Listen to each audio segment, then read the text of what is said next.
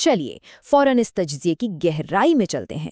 आज इस एक्सप्लेनर में एक ऐसे मैसिव डिजिटल फिनोमेनॉन को डिकोड करना है जिसने मतलब हैरान अंगेज तौर पर हुकूमत की तरफ से एक फौरी क्रैकडाउन को ट्रिगर कर दिया। सोर्स मटेरियल एक ऐसी सैटिरिकल यानी पूरी तरह से तंजिया ऑनलाइन पॉलिटिकल पार्टी की डिटेल देता है जिसने इंटरनेट पर लिटरली धमाल मचा दिया था। इस कॉमेडी के पीछे छुपा पैगाम और उस पर स्टेट का जो एकदम सख्त रिएक्शन आया ना, उसे समझना बहुत जरूरी है। क्योंकि अगर गौर किया जाए तो ये मुद्दा सिर्फ एक मीम पेज के बंद होने का नहीं बचा, बल्कि ये इस बारे में है कि हमारा सिस्टम ऑनलाइन मूवमेंट्स को किस नज़र से देखता है और कितनी तेजी से उन्हें शट डाउन करता है। तो चलिए इसकी पूरी तफसील देखते हैं। इस मूवमेंट के स्केल का अंदाजा लगाने के लिए बस इस एक नंबर पर गौर करना जरूरी है, 1 मिलियन, यानी पूरे 10 लाख। सोर्स की रिपोर्ट के मुताबिक इस तंजिया ऑनलाइन पॉलिटिकल पार्टी, जिसे कॉकरोच जनता पार्टी का नाम दिया गया था, उसकी वेबसाइट पर 10 लाख लोगों ने साइन अप किया। ये कोई मामूली नंबर नहीं है।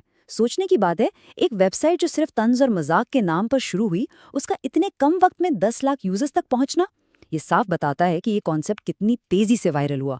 मतलब इस ऑनलाइन पार्टी ने आम लोगों की तवज्जो और उनके जज्बात को एक बहुत ही बड़े पैमाने पर अपनी तरफ खींच लिया था। और हाँ, इन 10 लाख साइनअप्स में से जो सबसे हैरानकुन बात सामने आई ना, वो ये 6 लाख का फिगर है। सोर्स की डिटेल्स बताती हैं कि इनमें से एग्जैक्ट 6 लाख लोगों ने डायरेक्टली वजीर तालीम धर्मेंद्र प्रधान के इस्तीफे की मांग कर डाली। यहाँ पर आकर ये मूवमेंट महज एक कॉमेडी या मीम नहीं रही, इसने एक बाकायदा सीरियस सियासी मुतालबे की शक्ल इख्तियार कर ली। 6 लाख लोगों का एक ही प्लेटफॉर्म पर आकर किसी वजीर के इस्तीफे का डिमांड करना, ये इस बात का प्रूफ है कि इस मूवमेंट के पीछे कितनी शिद्दत थी और पब्लिक में कितनी ज्यादा बेचैनी चल रही थी। अब जैसे ही ये डिमांड्स जोर पकड़ने लगी, इस मूवमेंट की वेबसाइट और ट्विटर अकाउंट्स को अचानक से रातों रात बंद कर दिया गया। लेकिन इस अचानक पाबंदी के बाद पार्टी के फाउंडर अभिजीत दीपके का एक बहुत ही मजबूत और तंजिया बयान सामने आया। उन्होंने लिखा, कॉकरोचेस नेवर डाई, यानी कॉकरोच कभी मरते नहीं हैं।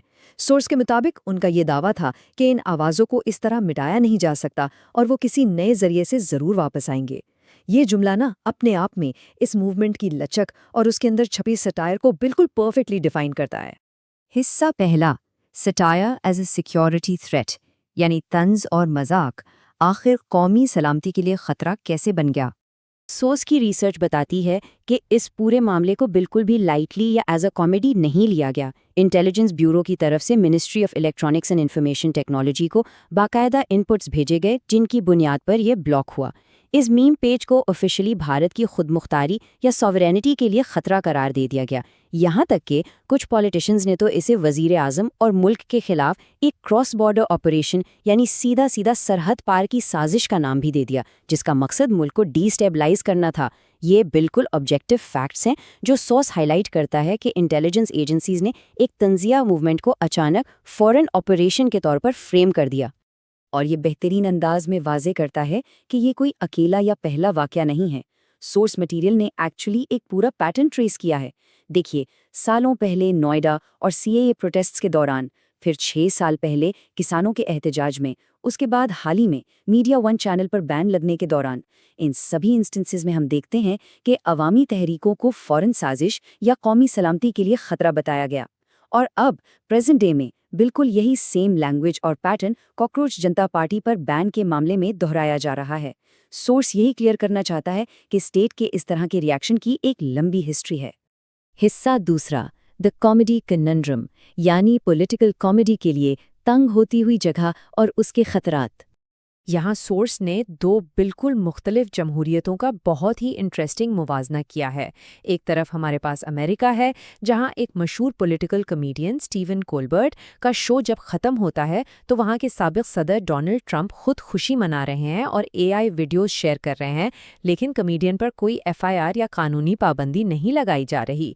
दूसरी तरफ भारत का केस स्टडी दिया गया है, जहाँ कमेडियंस को FIRs, जेल और यहाँ तक के फिजिकल अटैक्स जैसी चीज़ों का सामना करना पड़ता है।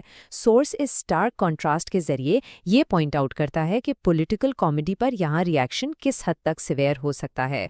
इस पॉइंट को थोड़ा और डीपली समझने के लिए सोर्स ने वेल नोन कमेडियन समय रैना की एक वायरल वीडियो का रेफरेंस दिया है। रैना वहाँ बड़ी प्रैक्टिकल बात करते हैं कि कमेडियंस के पास एक सेफ्टी का इल्यूजन होता है, एक झूठा तस्वुर, یہ ایلوژن تب ٹکڑوں میں بڑھ جاتا ہے جب ان کا سامنا پولیٹیکل یا رائٹ ونگ بیکلیش سے ہوتا ہے۔ اس ایکسپلینر میں جو ایک اور حیران انگیز چیز ہائی لائٹ کی گئی ہے وہ ہے facelessness of the audience. Comedy shows میں جو کراؤڈ بیٹھا ہنس رہا ہوتا ہے وہ ڈن کی وجہ سے اپنا چہرہ تک سامنے لانے سے گھبراتا ہے۔ سورس اس چیز کو اس نتیجے سے جوڑتا ہے کہ عام لوگ اب اپنے سیاسی جذبات کا پریکٹیکلی اظہار کرنے سے ڈرنے لگے ہیں۔ حصہ تیسرا، the paradox, satire versus system. اب اس سلائیڈ کے بارے میں جو بات سب سے زیادہ دلچسپ ہے وہ یہ ہے کہ یہاں اسٹیٹ کی پرائیورٹیز کا بالکل کھلا تضاد سامنے آتا ہے۔ یہاں غور کرنے والی بات ہے کہ دو بالکل مخالف سیناریو سامنے رکھے گئے ہیں۔ ایک طرف حکومت کا ایکشن ہے، ایک تنزیہ میم پیج اور اس کے فالوورز پر چند ہی دنوں کے اندر اندر فوری ایکشن لیا جاتا ہے اور اسے بلاک کر دیا جاتا ہے۔ لیکن دوسری طرف جب بات آتی ہے سسٹم کے بڑے اور ریئل مسائل کی، جیسے جعلی ڈگریز یا نیٹ ایگزام کے پیپر لیکس، تو وہاں حکومت کی طرف سے ایسی کوئی ارجنسی یا فوری ایکشن نظر نہیں آتا۔ سورس پوری طرح غیر جانبدار رہ کر اس حیرت انگیز فرق کو کلیئرلی ہائی لائٹ کرتا ہے کہ جس سپیڈ سے انٹرنیٹ پر طنز کو روکا گیا، اسی سپیڈ سے اداروں کی بڑی ناکامیوں کو فکس نہیں کیا جا رہا۔ اور ان سسٹمک فلاز کی گہرائی کا اندازہ اس چونکا دینے والے اسٹیٹسٹک سے لگایا جا سکتا ہے جو سورس نے بار کاؤنسل آف انڈیا کے حوالے سے پیش کیا ہے۔ اندازہ لگایا گیا ہے کہ عدالتوں میں پریکٹس کرنے والے وکیلا میں سے آلموسٹ 30 سے 40% کے پاس فیک یا جعلی ڈگریز ہیں۔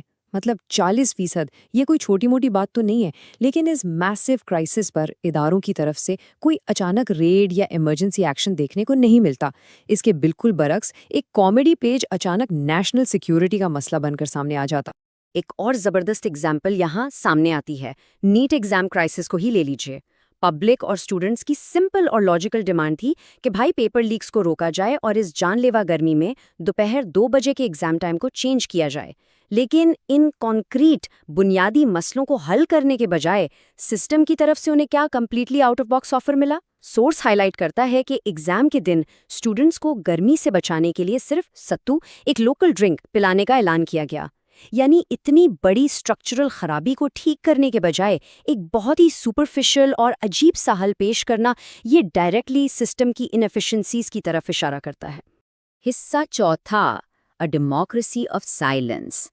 تو سب سے اہم نقطہ یہ ہے کہ ان سب چیزوں کا اور اس بڑھتی ہوئی خاموشی کا آج کی یوتھ پر اور عام لوگوں پر ایکچول میں سائیکولوجیکل اثر کیا ہو رہا ہے۔